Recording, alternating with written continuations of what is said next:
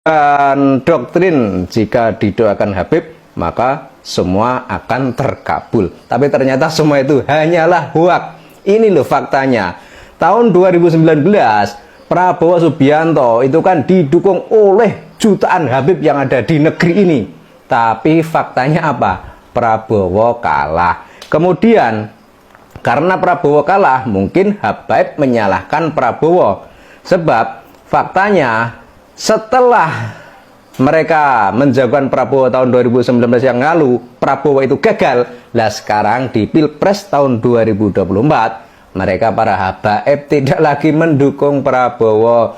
Jadi mungkin mereka itu karena gengsi, karena mungkin masih menganggap bahwa doanya itu paling terkabul atau doanya paling manjur, sehingga mungkin bisa dikatakan mereka itu menyalahkan pihak Prabowo yang menyebabkan doa mereka tidak terkabul. Makanya mereka berpindah haluan gantian mendukung Anies Baswedan. Tapi faktanya bagaimana? Kita lihat sekarang, Anies Baswedan juga kalah. Berarti yang tidak manjur itu doanya para habaib, bukanlah para calon presiden itu.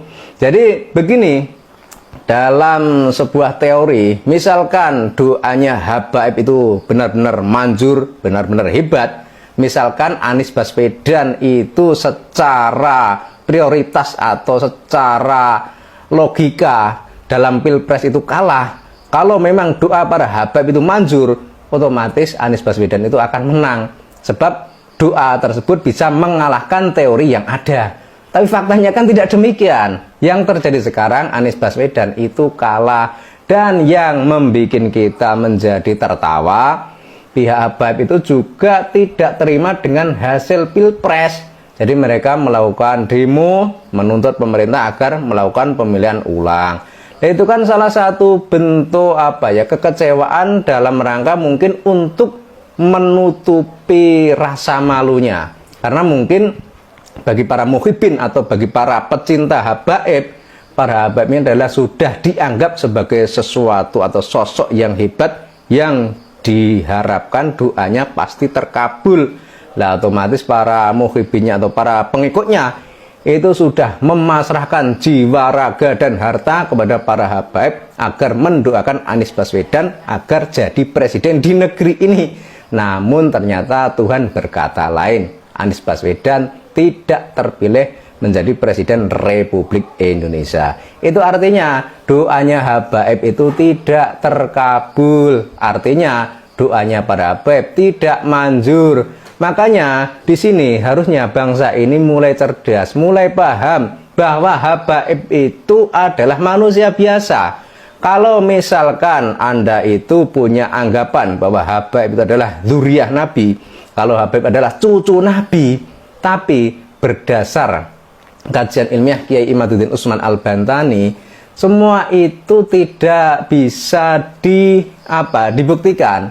Jadi berdasar kajian ilmiah Kiai Imad bahwa Ubaidillah itu tidak tersambung kepada Rasulullah Shallallahu Alaihi Wasallam. Itu artinya para habaib yang ada di negeri ini bukanlah keturunan Kanjeng Nabi.